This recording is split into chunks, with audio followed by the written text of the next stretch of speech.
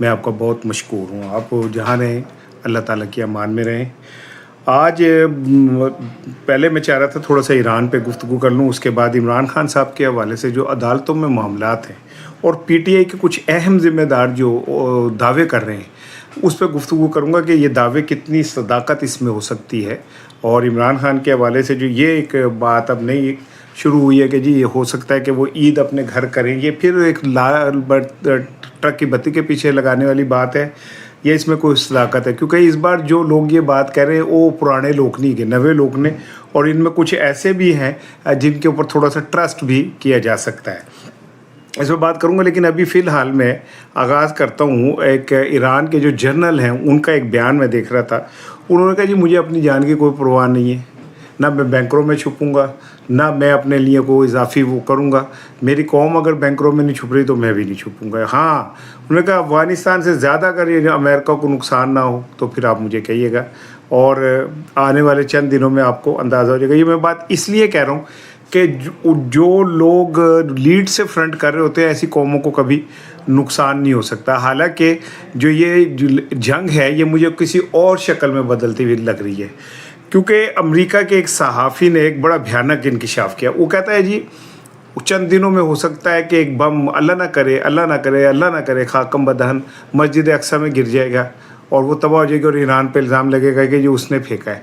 और जब वो तबाह हो जाएगी तो यहूदियों का जो पुराना ख्वाब है वो क्या कहते हैं पाया तकमील पे पहुंच जाएगा, और वहाँ पे फिर वो मस्जिद अक्सा की शहादत के बाद वहाँ पे वो हिकल सुलेमानी जो है वो बनाएंगे। अब यहाँ पे अगर ऐसा होता तो ये तहज़ीबों का तसादुम जो है ये अपने फाइनल स्टेज पे पहुँच जाएगा।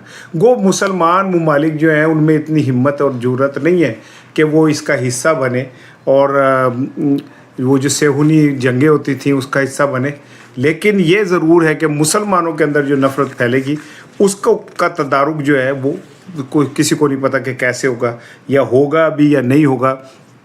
फैसला साज जो हैं दुनिया भर के उन्हें वो खुद इस बात पर कर रहे हैं। ईरान में अब तक 336 मुकामात पे 174 शहरों के अंदर ये 1332 हमले कर चुके हैं ईरान, अमेरिका और इसराइल। सॉरी आज मेरी ज़बान थोड़ी जी तरह होएगी, और रोज़ा खोलन के बाद ना ज़रा कुगिजी चढ़ दी है। उर्दू में जो हमारे दोस्त हैं वो कुगी को क्या, हाँ खुमार, ये नहीं है कि मैं बहुत पेट भर के खाता हूँ तो मैं बेहोश होने वाला हो जाता हूँ। कोई 2-3 खजूरें कोई एक आधी चीज़ ऐसे खा लेता हूँ, लेकिन बहरहाल भूखे बटेरे जब उनके दिमाग में कुछ जाता है। मेरी लीडर ने कहा था कि शऊर कोई रोटी तो नहीं देता तो मैंने उसमें कह दिया था कि रोटी तो कुत्ते को भी मिल जाती है, शऊर तो नहीं मिलता। उसमें बड़े मेरे भाइयों को पटवारी तो नहीं कहूँगा, लेकिन उन्हें बड़ी मिर्चें लगी थी, पता नहीं क्या क्या कहते रहे। वो खैर है, एक हमें दीवाना कहना कोई नया इल्ज़ाम नहीं, दुनिया वाले दिल वालों को और बहुत कुछ कहते हैं। मुझे खैर में इससे कोई वो नहीं है, लेकिन इसके बावजूद अभी तक आप देख लें कि ईरान अपने पैरों के ऊपर खड़ा हुआ है, और ईरान जो है अब एक आहिस्ता दुनिया उसके साथ खड़ी हो रही है।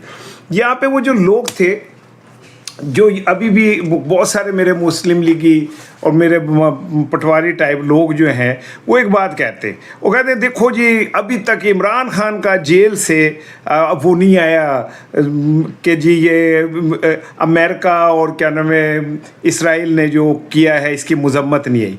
तो जो उनके अबू मियाँ नवाज शरीफ साहब, क्या उनका अभी तक आ गया है कोई नाम लेके? क्या शहबाज शरीफ साहब का नाम लेके आ गया इसराइल का और अमेरिका का नाम लेके? क्या मरियम का नाम लेके आ गया या नहीं आ गया? लेकिन पीटीआई ने नाम लेके मजम्मत कर दी है। पीटीआई की जो पॉलिसी साज कमेटी है, या जिसे कहना चाहिए कि इस टाइम जो मेन कमेटी है, उसने अपने जो प्रेस रिलीज जारी की है उसमें उन्होंने कहा इस बाकायदा नाम लेके अमेरिका और इसराइल का नाम लेके उसकी शदीद मजम्मत की है। और उन्होंने शहादत के ऊपर भी इज़हार ताज़ियत किया है, बच्चों की शहादत पे भी इज़हार ताज़ियत किया है। उसके बाद उन्होंने जो एक बड़ी इम्पोर्टेंट चीज़ जो जिसकी तब मैं काफ़ी 2-3 दिनों से अपने दोस्तों का ध्यान दिला रहा हूँ, वो बड़ी इम्पोर्टेंट है, जो मेरा ख्याल है क्या हमारा मीडिया या हमारे समहाउ तजिया निगार उस तरफ तवज्जो नहीं दे रहे। वो ये है कि पीटीआई के इस प्रेस रिलीज़ में भी कहा गया कि भारत अपनी जंगी मशक़ें कर रहा है اور یہ اس طرف ہمیں توجہ بہت دینے کی جلدی ضرورت ہے، کیونکہ کوئی پتہ نہیں کہ بھارت کب کیا در اندازی کر دے، کیا کر دے۔ بھائی ملک تو ہمارا سب کا اپنا ہی ہے نا، اس میں کوئی یہ تو نہیں ہے کہ ملک کسی کے اپنے باپ کی جاگیر ہے، ملک پورے پاکستان کا ہے، ملک یہ نہیں ہے کہ جناب کسی ایک کا ہے۔ اچھا اب آپ ذرا سمجھیں، یہ ایران پہ حملے سے کچھ دن پہلے نیتن یاہو انڈیا آتا ہے، انڈیا آ کے وہ نریندر مودی سے ملاقاتیں کرتا ہے، ان کا جوائنٹ سٹیٹمنٹ کہیں کوئی ایز سچ نہیں آتا۔ اس کے بعد یہ حملہ شروع ہو جاتا ہے، افغانستان سے ہم پہلے انگیج ہو جاتے ہیں۔ دوسری جانب پرسوں مودی کے زیر صدارت ایک بڑا اجلاس ہوتا ہے، جس میں ان کی پوری بیوروکریسی جو ہے وہ کیا کہتے ہیں شریک ہوتی ہے، اسٹیبلشمنٹ پوری شریک ہوتی ہے، اور وہاں کچھ فیصلے ہوتے ہیں۔ یہ فیصلے نہ میڈیا تک گئے نہ کہیں اور گئے، لیکن اس کے بعد بھارت سرحدوں پہ ان کے طیاروں کی پروازیں جو ہیں وہ بڑھ جاتی ہیں۔ اب اگر میں آپ کو یہ کہوں کہ آنے والے چند دنوں کے اندر جب پاکستان ایک خاص قسم کے کرائسس میں ہے، پیٹرول کے 20 روپے تک کی قیمت بڑھنے کا اندیا ہے، ہمارے پاس 28 مارچ تک کا پیٹرول ہے، اس کے بعد کیا ہوگا ابھی ہمارے پاس کوئی اس کا رستہ نہیں ہے۔ اور ان حالات میں اگر ہم بھارت جو ہے ایک دم جنونی پن کا، پاگل پن کا مظاہرہ کر دیتا ہے، اور ہم آلریڈی ایک جگہ انگیج ہیں افغانستان کے ساتھ، افغانستان کے پی کے اور بلوچستان کے اندر مسلسل حملے کر رہا ہے، تو سوچے کہ یہ کتنی خوفناک صورتحال ہو جائے گی نا۔ اب یہاں ٹھہرے، ابھی میں آتا ہوں عمران خان صاحب کے جو بلی گالا جانے والی بات ہے، اس میں کتنا وزن ہے، مجھے تو میرے دل کو لگتی ہے یہ بات کہ وزن ہے، لیکن ذرا میں پہلے ایک اور خوفناک چیز کی طرف آپ کو لے کے چلتا ہوں۔ بھائی جان آپ کو پتہ ہے کہ امریکہ نے بڑی خاموشی سے پورے پاکستان میں اپنے سفارتکاروں کو اور ان کے اہل خانہ کو نکال لیے، اور نکال کے وہ لوگ پاکستان چھوڑ گئے۔ تو کیوں چھوڑ گئے بھائی؟ لڑائی تو ایران میں ہو رہی ہے، حملہ اگر ایران کر رہا ہے تو وہ تو کر رہا ہے خلیج کے ممالک میں، تو ہمارے ملک سے کیوں نکال کے لے گیا؟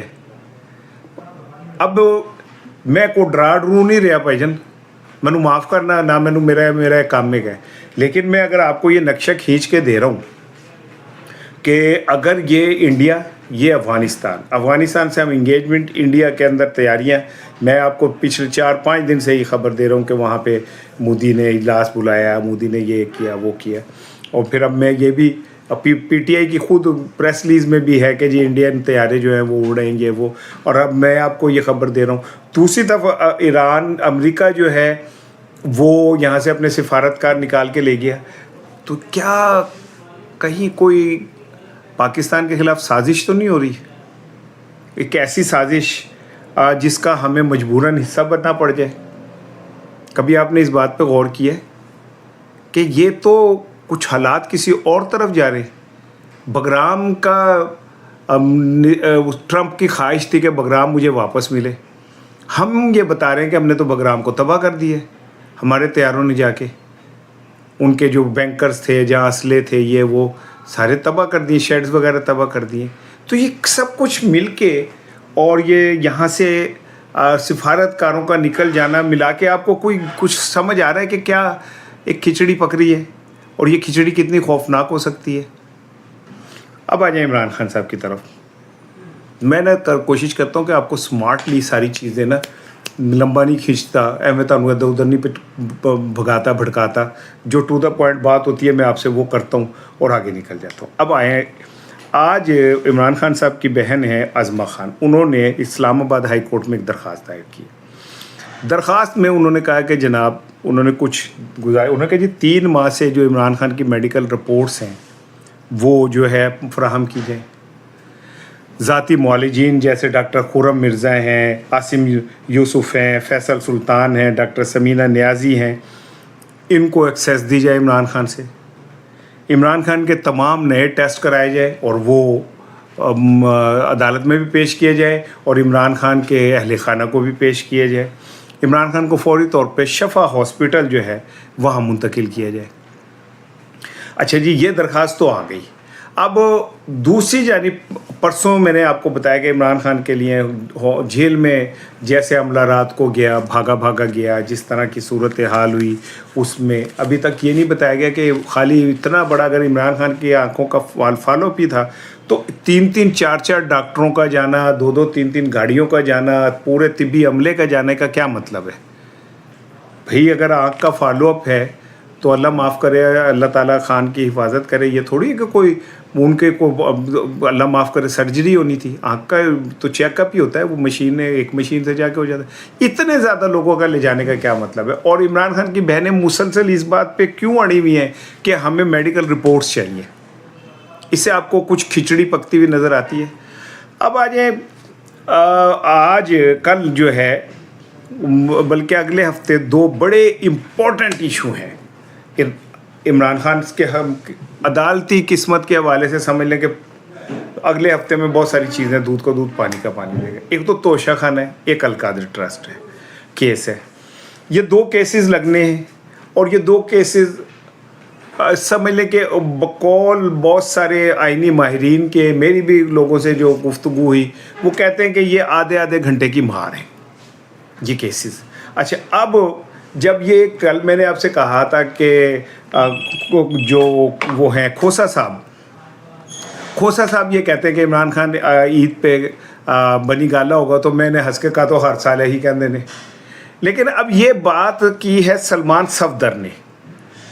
سلمان صفدر وہ آدمی ہے جس نے عدالتوں کو عدالتی طریقے سے ڈیل کی ہے، اور اس کا نتیجہ یہ ہوا کہ عمران خان کو عدالتوں کی طرف سے ان کے کیسز کی سنوائی بھی شروع ہو گئی، انٹرٹین بھی کرنے لگ گئے عدالتیں۔ اب یعنی کہ یہ دیکھ لیں کہ توشہ خانہ 2 کے کیس کی سماعت بھی شروع ہو گئی ہے۔ اگلے ہفتے یہ جو سزائیں ہیں القادر ٹرسٹ اور توشہ خانہ کے اندر، اگر اس کے اندر یہ کیسز لگ جاتے ہیں تو اس ہفتے کے اندر ہی اس کا فیصلہ آ جائے گا۔ سینیٹر علی ظفر میری کتابوں میں اسٹیبلشمنٹ کے بڑے قریب ہیں، میری کتابوں میں بجن ہے یا نہیں ہے مجھے نہیں پتہ، اور ان پہ الزام بھی یہ لگتا ہے، بلکہ آپ کو یاد ہوگا کہ علیمہ خانم نے بھی ان کا نام لے کے کہا تھا کہ سینیٹر علی ظفر کہاں ہیں۔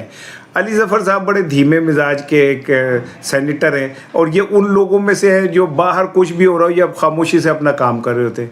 اپنا کام کیا کہ ان کی میرا خیال ہے اسٹیبلشمنٹ سے انگیجمنٹ کوئی چھپی ہوئی نہیں ہے۔